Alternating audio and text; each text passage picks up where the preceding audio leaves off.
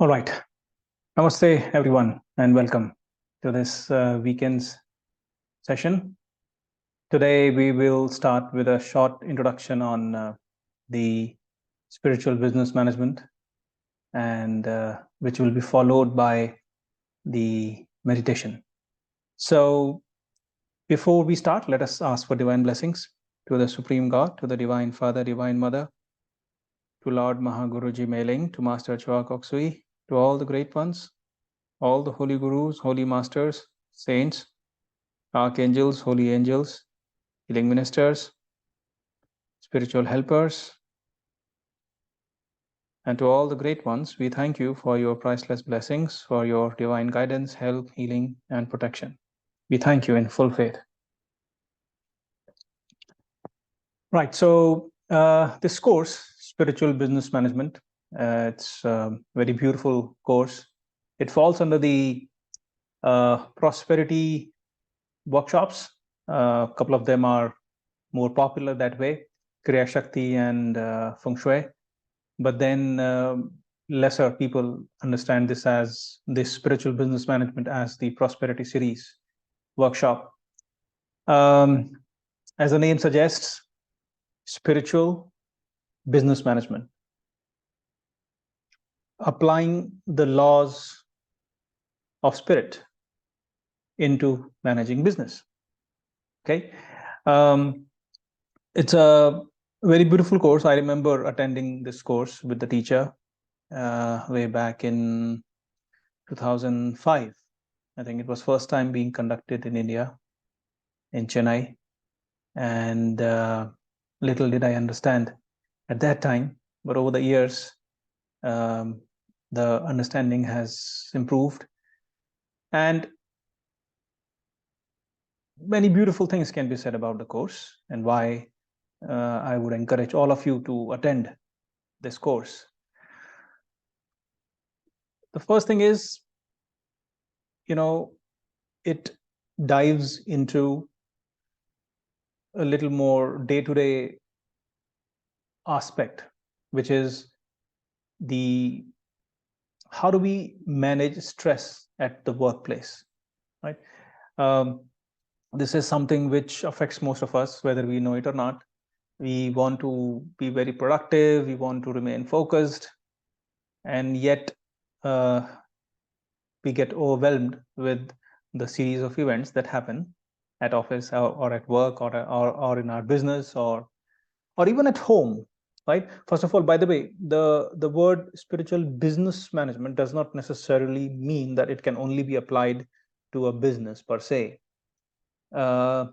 If you properly understand the teachings, you can apply to your daily life, even how to manage your home, your family, right? Your own spiritual practice, your spiritual sadhana. All of that can be managed by applying the ancient laws. Okay, so the first thing which prevents us in general to move forward in our life, to be productive, is the stress. So in this course, it starts with talking about how do you properly manage stress at the workplace or at home with you as an individual, as well as for your team. Because sometimes if you are good, but you are happy, you are productive, but if your workplace is full of stress energy, then your team members, your workers, your family members, if you are talking about applying this into your home environment, there is constant conflict, or not everybody sees the same direction or steers in the same direction, right? So that is one aspect. The other aspect is you learn how to remain focused. How do you really prioritize things the way you should do? What are the factors that waver our focus, which then leads to lower productivity? Again, these phrases, they may appear more relevant in a corporate environment or for a business, but it definitely applies in our day-to-day life, even if you are a housewife, for example, right? Or if you are a student who is preparing for an exam or something like that. How do you focus your time, your energy, so that there is maximum output, there is maximum productivity? So we'll talk about that, that technique, the so-called pranic corporate management, and task management as such. But beyond that, now from there the course starts, and of course, master being a spiritual scientist, he beautifully takes use of a very ancient, powerful symbol. I'll spell it out anyway. The Sphinx, which, when you study deeply and properly, it has its own practical application. It has its own spiritual application. There is a saying in the certain spiritual schools or in esoteric circles, is that Sphinx is a very powerful symbol which can consume you if you do not, like, you will be tested by Sphinx. It's something like that. You will be tested by the Sphinx, and if you do not pass the test, the Sphinx will consume you. Okay. It's like you will be given a riddle, and if you pass the riddle, if you solve the riddle, if you solve the puzzle, you will pass. If not, the Sphinx will consume you. Now, to understand what this riddle is, or to understand the Sphinx, obviously, master then breaks it down into what this Sphinx mean. The so-called angel, the so-called bull, or the lion, or the wings of the eagle. What do they represent? What puzzle are we talking about? How do you apply that in your work life? And how do you then make sure you succeed? Because Sphinx is also, like we said, there is this so-called practical application, there is so-called spiritual application. You succeed not only in your practical life. Practical life means in your workplace, for example. Again, workplace, whether it is your business, whether you are a project manager or something like that, or a leader of an organization, or a CEO, or whatever, or you're a CEO of your home. Okay, so how do you apply the teachings of Sphinx and succeed? From there, master also gives a very deep insight into management by 7 rays. Now, what are these 7 rays? 7 rays are a very, very ancient system. In fact, it is said that there are only 7 archetypes, right? Seven types of energy. 7 rays means 7 types of energy, and each person, each individual, is made of predominantly 1 ray. Okay. Of course, we keep coming back. We reincarnate again and again. We may come back in different rays as a different ray personality, but there will always be a predominant ray. Now, why is that important? When you understand from corporate perspective or from business perspective, these rays, their temperaments, their personalities, right? You are then able to work with the people in a better way. You are able to understand the people the way they are, and having the right people in your team, because you need the balance in your team, right? All 7 different types of personalities, when they are in your team, in your organization, in your business, or whatever, or in your home, how do you balance these energies? Therefore, you work with the plan of God, so to speak. I just read this line. According to ancient esoteric teachings, management through the 7 rays reflects the 7 energies utilized in the process of creation. If you want to be successful, copy the management system of God. Simple as that. So we will be studying these 7 rays and how do they apply in your life. For example, there are some people who you may have seen, they are so focused and willful. They're like the executives of the organization, the CEOs or whatever, right? And they just keep working tirelessly.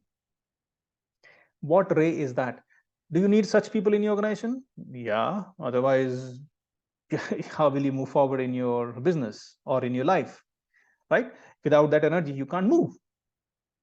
Similarly, there are sometimes situations where there are a lot of conflicts in the organization. So you need a harmonizing energy.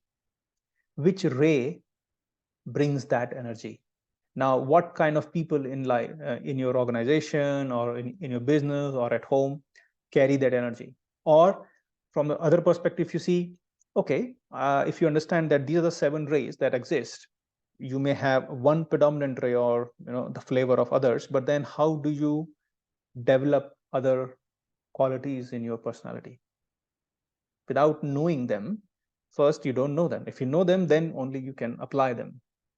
So by understanding this, and by the way, and that's my personal hypothesis of this course, of especially about these 7 rays, we have learned healing in a certain way.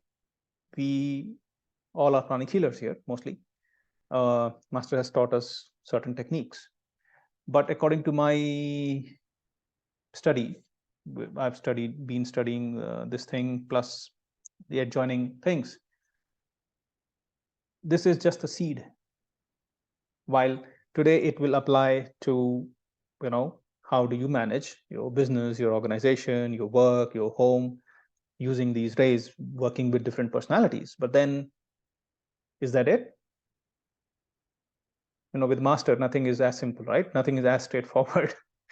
In my opinion, these are just the seeds that we need. For what?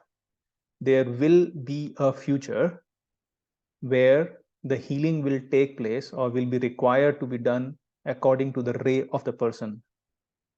So today, when you understand about these rays, about these 7 types of personalities that exist, created by God, today you will apply it in a certain way, but in some future, because they are seeds, they will eventually grow and turn into a fruit. It is no coincidence that we all are pranic healers in this life. Is this the end? I don't think so. So you better let the seed be implanted in your soul, because when that happens, next time, a healer is always a healer, right? In this life or in some other life, you would already be much ahead in time, when something like this is already in your soul, part of the soul. Because then you will remember, some of you may have already noticed this, some of you are so inclined to healing, some of you are just like that, as if fish taking to the water. Yes, so something like that. So it's something for the future, not only in this lifetime, but in some future, maybe in this lifetime also, who knows. There will be a healing system which will, maybe pranic healing will progress there, I don't know, but that's my hypothesis of it. And lastly, we will also be teaching you in this course about the very ancient system of cycles, or the science of timing, or the science of cycles, as master would call it. Again, this helps you to understand, because we go through different phases of our life. There are certain things that when we do at a certain part of our life, there is bound to be much more success as compared to when you do the same thing in some other part of your life. So when you understand this cycle, there is this so-called life's cycle. There is also something called your year's cycle. When you understand that, you are able to know, okay, when I'm in this period of the year, and by the way, it differs from individual to individual. Every single individual would have a different cycle. And that's why you need to understand this. When you come to the course, you will understand, okay, what is my cycle? And when you understand that and you apply, okay, in this period, for example, when you are in your best period, for example, the sun period, okay, you will know what are the things that you can do, because that's your best period. And what are the things that you wouldn't do, there is another period where, for example, it says do not go for surgeries, as an example, because it is that part or that cycle is draining. Don't go for things like surgeries or stuff like that.